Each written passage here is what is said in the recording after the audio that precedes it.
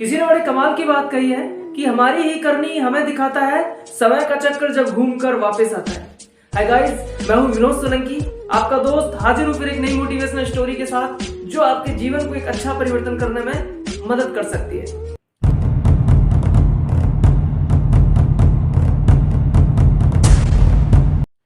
ये बात उस समय की है दोस्तों।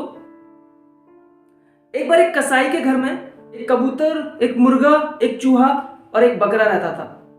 उनमें से जो चूहा था वो कसाई को बहुत ज्यादा परेशान करता था। कसाई भी उनसे बहुत ज्यादा परेशान हो चुका था।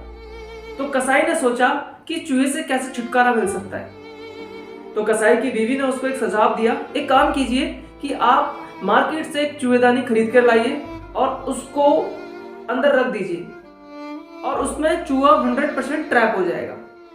तो जो कसाई की बीवी थी वो मार्केट गई और कसाई भी साथ में गया और अपनी बीवी के साथ वो एक चूहेदानी लेकर आया। जब ये बात चूहे को पता चली तो चूहे को बड़ा ही परेशान हो गया चूहा, और उसने अपनी प्रॉब्लम को सबसे पहले कबूतर को बताया। और जब ये बात कबूतर ने सुनी तो कबूतर ने बोला, दोस्त मेरी इसमें कोई प्रॉब्लम नहीं है और ये तेरी प्रॉब्लम है, तू अपनी प्रॉब्लम को खुद ही सॉर्ट आउट कर, मैं तेरी इसमें कोई भी सहायता नहीं कर सकता। जो चूहा होता है उसके बाद फिर वो मुर्गे के पास जाता है। मुर्गे ने भी उसको यही रिप्लाई दिया, मैं तेरी इसमें कोई भी सहायता नहीं कर सकता, तुझे अपना काम, तुझे अपनी प्रॉब्लम खुद सॉर्ट आउट करनी चाहिए, सॉरी भाई मैं इसमें कोई भी हेल्प नहीं कर सकता।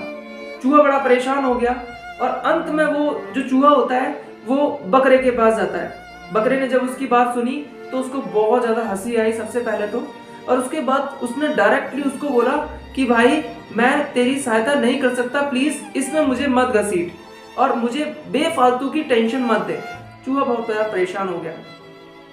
चूहा इस परेशानी में इतना टेंस हो गया कि वो अपने बिल से ही बाहर नहीं निकला।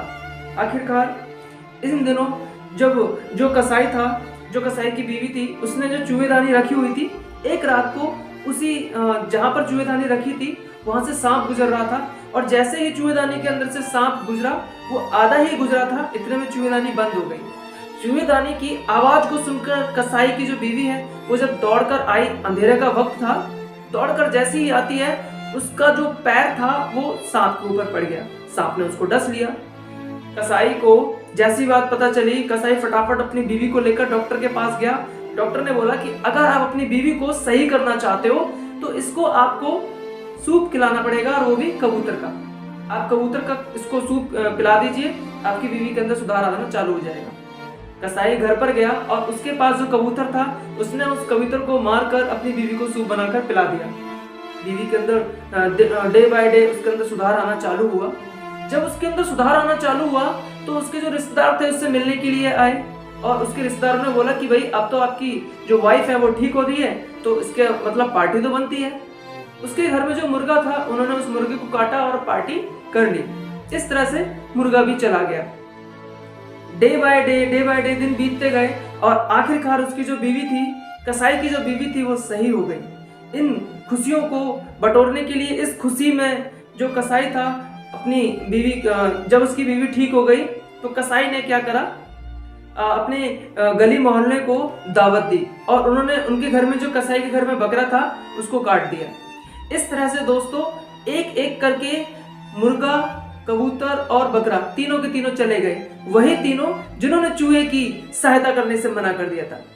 हमारी रियल लाइफ में भी यही होता है दोस्तों कि जब भी कोई भी हमारे पास अपनी परेशानी को बताने के लिए या हमसे सहायता मांगने के लिए आता है तो हम उसकी सबसे पहले हंसी उड़ाते हैं। सहायता करने से पहले हम मन में सोचते हैं छोड़ो इसकी प्रॉब्लम है, ये अपने आप कर लेगा, ये सोचते हैं, और हम कई बार उसके मुंह पर हंस भी जाते हैं या हम पीछे से उसकी हंसी भी उड़ाते हैं।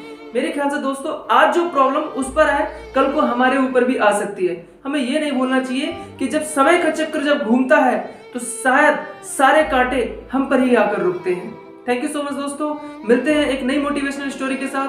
तब तक के लिए आप और आपकी फैमिली हमेशा खुश रहे और आप स्वस्थ रहें। थैंक यू सो मच दोस्तों।